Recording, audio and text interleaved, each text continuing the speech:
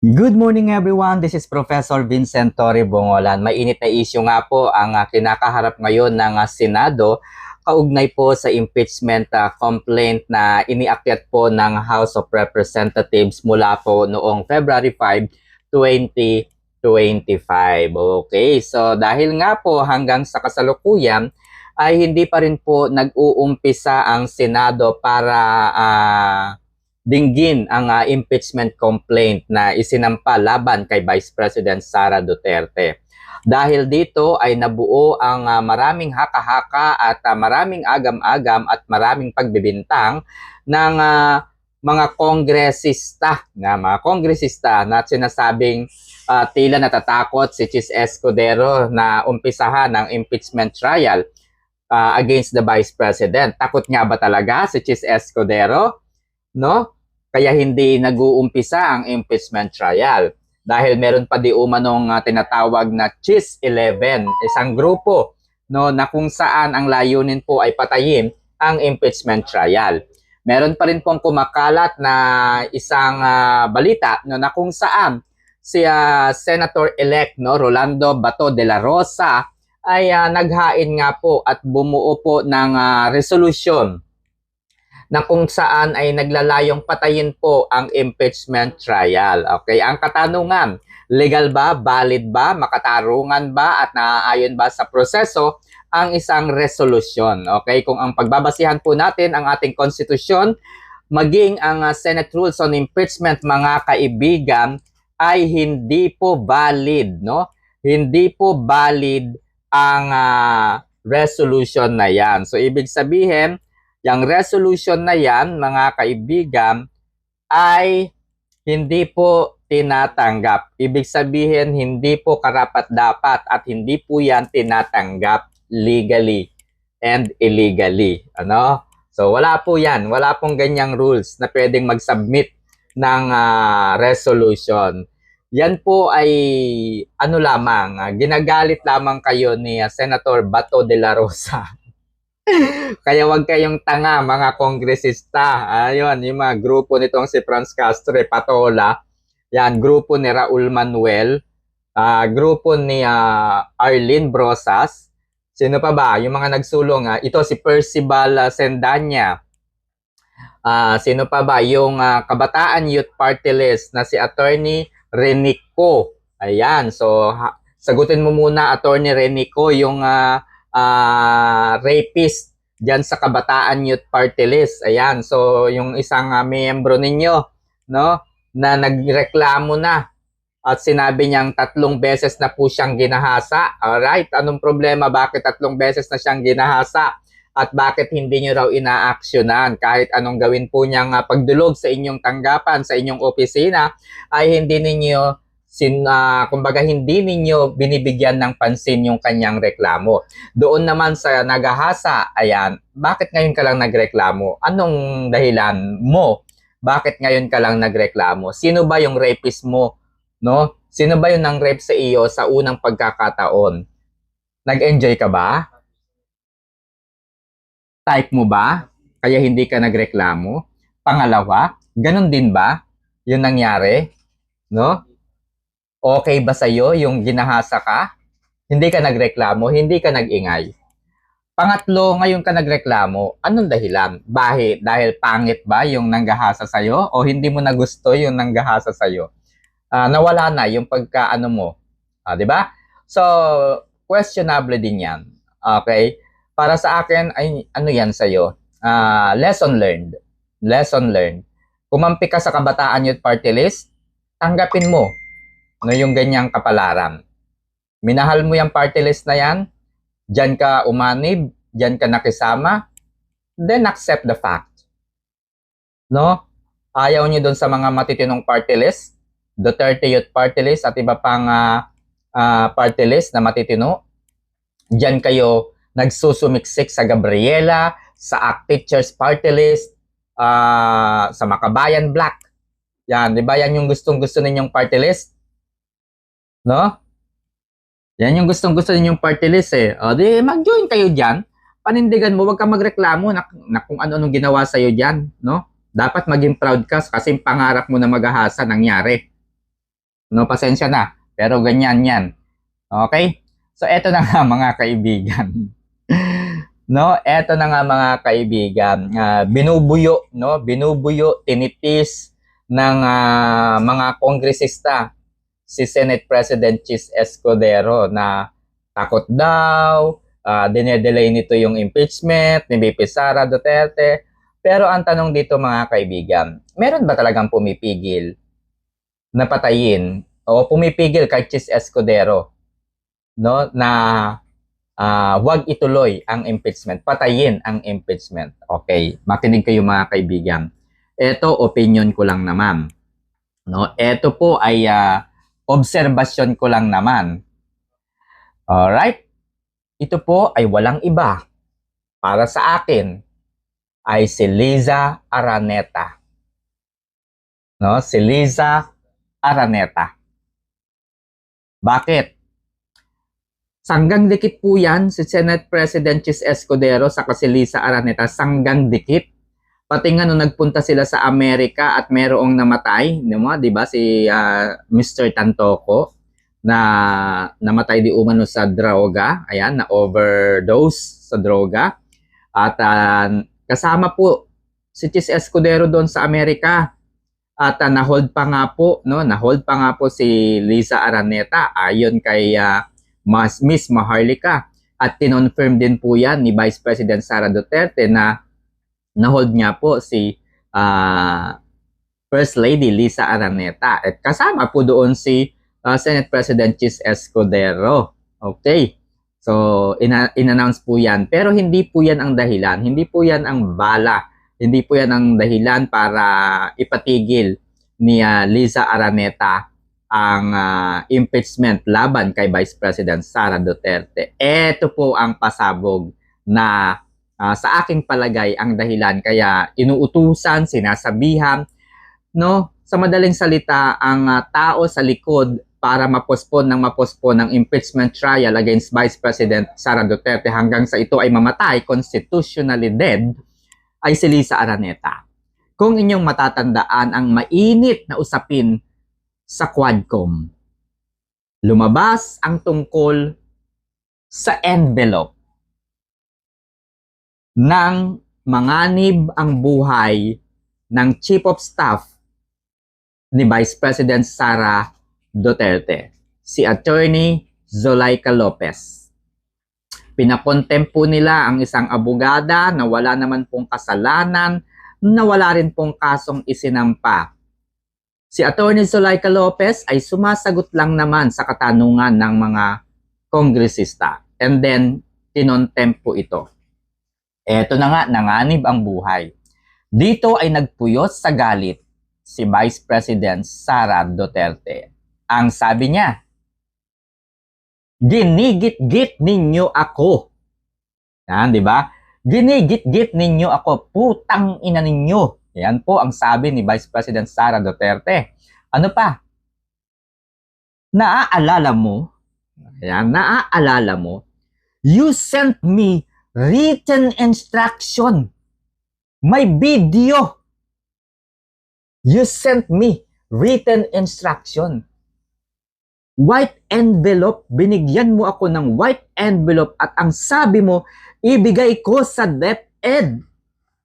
Yan, ibigay ko sa DepEd.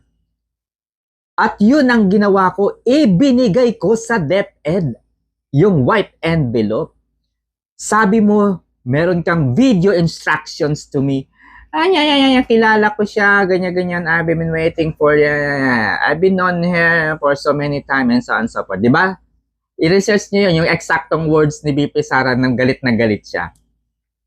No? So, yun po yung isang katotohanan.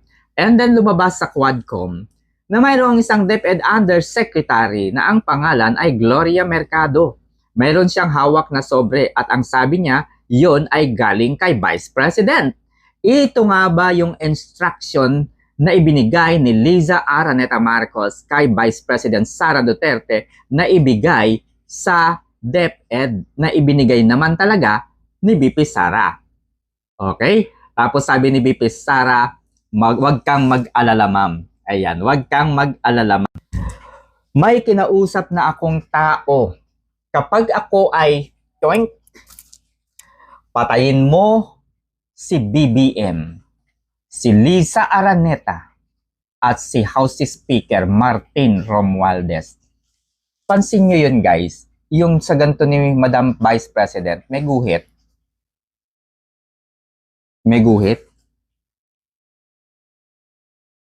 Diba? Ano kaya ang dahilan nun? Mayroong nagtangka sa kanya na siya ay patayin? Diba? Hindi niya inano yun, diba? Hindi niya sinabi kung saan galing yun. Pero napansin natin yun na merong guhit ang ganito niya. May nagtatangpatak sa kanyang pumatay. Kaya nga, sabi niya doon sa galit na press con niya, media ano niya, kapag siya ay pinatay, patayin mo si Liza Araneta, si BBM, at si Martin Romualdez. Okay? So, ibinunyag ni Vice President Sara Duterte na hindi ka naman presidente na mimigay ka ng pera. Hindi ka nga nagtatrabaho sa gobyerno na mimigay ka ng pera. Balikan nyo yon guys. Hindi ko to binuo, hindi ko to ginawa, hindi to fake news. Yun yung time na galit si BP Sara. Mayroong ibinigay na sobre si Liza Araneta sa kanya na naglalaman ng pera. At sabi doon, you sent me written instruction. Ibigay mo sa DepEd. Ibinigay ko sa DepEd. Diba? Pagkatapos ng announcement na yan, mga kaibigan, pagkatapos ng announcement na yan ni BP Sara, narinig ba natin na nagsalita si Liza Araneta Marcos and claim that what Vice President have spoken is fake news at gawa-gawa lamang niya? Pinabulaanan ba ni Liza Araneta yung naging pahayag ni Vice President Sara Duterte? Pinabulaanan ba niya? Sinabi ba niyang hindi totoo yan? Sinabi ba niyang sinungaling si Vice President? Sinungaling ba? Wala tayong narinig sa kanya. So that means to say, ang naiisip ko, silence is true. Okay? Naiisip ko, silence is true. Eto na nga mga kaibigan. Iniakyat ang impeachment complaint against Vice President Sara Duterte sa Senado. Marahil ang nasa likod kung bakit pinapatay ang impeachment complaint na ito ay walang iba kundi si Liza Araneta. Dahil isa itong ebidensya na ilalabas ni Vice President Sara Duterte. Ilalabas niya yung white envelope na naglalaman ng written instruction. You sent me written instruction. Diba? So, ano sa tingin nyo guys? Si Liza Araneta yung mayroong malaking dahilan para hindi matuloy ang impeachment. Kasi siyempre sa dami ng mga kinakausap niya, sa dami ng mga kalokohan niya, siyempre hindi na niya matandaan yung mga pinaggagawa niya. Siyempre may ebidensya ang Vice President. Abogada yan eh. Imposibleng basta-basta na lang tumanggap yan ng mga bagay-bagay na hindi niya itatago. No, kasi maaaring gamitin yan laban sa kanya kasi nga abogada yan, hindi yan pwedeng tatanga-tanga. Ang hirap kaya maging abogado tapos uto-uto ka lang, 'di ba? Mahirap maging abogado kung uuto-uto ka lang. Mahirap din maging abogado kung madali kang masuhulan. Mahirap din maging abogado kung hindi mo alam yung ginagawa mo kasi maaaring gamitin ito laban sa iyo. Ano, when I was taking up law, napakahirap ng training. Sa recitation pa lang, hindi ka uubra kahit director ka pa ng isang kumpanya. Kapag nag-aral ka ng law, kailangan mong sumunod, kailangan mong intindihin kung ano yung mga jurisprudence. kailangan na keen to details ka. Kasi kung uunga-unga ka lang, susunga-sunga ka lang na abogado, mahina ka. So, eto na nga mga kaibigan. Kaya excited si VP Sara na matuloy ang impeachment complaint against her kasi meron pa siyang iba pang mga bala against the administration. Okay? Sa next video natin yun ilalabas. Okay? Pero ngayon, yung isang nakikita kong alas ni VP Sara ay yung tungkol sa white envelope. No? Na kapag natuloy ang impeachment, isa yun sa gagamitin ni VP Sara para mabaligtad, no, para mabaligtad ang sitwasyon, no. Hindi na siya yung mai-impeach kundi si BBM. Okay? Kundi si BBM. Alright, dahil sa asawa niya nagkandaletse-letse yung administration niya. Okay? At syempre, takot din si Lisa Araneta. Aba, ebidensya yun. Malaking ebidensya yung hawak na yun. Na nagbigay pa siya ng written instruction. So, yun nga. Takot siyang ma-expose yung kanyang kagagahan. At pag na-expose yun, katapusan na ng mga Marcos at Araneta. Damay yan. Damay-damay yan. No, damay-damay yan. Kasi, syempre, hindi nila kaya. Alright, so ano sa tingin nyo guys? No, eto, yun lang naman yung naiisip kong dahilan kaya dinedelay yung impeachment at hanggang sa ito ay tuluyang mamatay. Dahil si Lisa Araneta yung nasa likod ni House Speaker sa likod ni Senate President Chis Escudero. Kasi madadamay din diyan si Senate President. Kasi kasama siya sa Amerika nung namatay si Tantoco, yung na overdose sa droga sa US. Magkakasama silang na hold, di ba? So, yun lang. Yan, kung bago ka lamang sa aking channel at natunghayan mo yung Quadcom hearing hanggang doon sa nagpupuyos na galit na Vice Presidente, don't forget to like, subscribe, and share this video. Ayan. So, sa mga anti-Duterte, pasensya na. Tayo ay nakabase lamang sa ating natunghayan. Nakabase lamang tayo sa kung ano ang nakasaad sa ating konstitusyon sa saligang batas. Okay? So, wala pong problema kung mai-impeach si Vice President Sara Duterte. Ang problema ay hindi tayo papayag na ma-impeach si Vice President Sara Duterte dahil nabayaran ang mga senador, nabayaran ang mga kongresista. Kung mai-impeach siya, it should be legally impeached.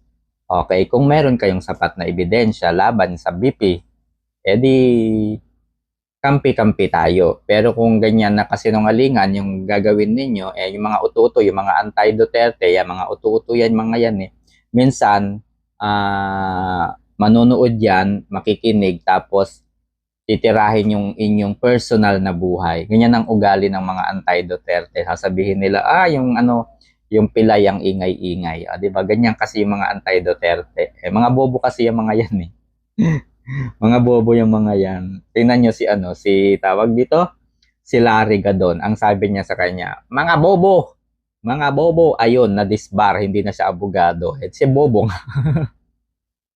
Saan ka nakakita abogado, hindi alam yung pinaggagawa. Ayan tuloy, disbar na. Matagal na siyang na-disbar. Hindi na siya abogado. Sayang yung pinag-aralan niya.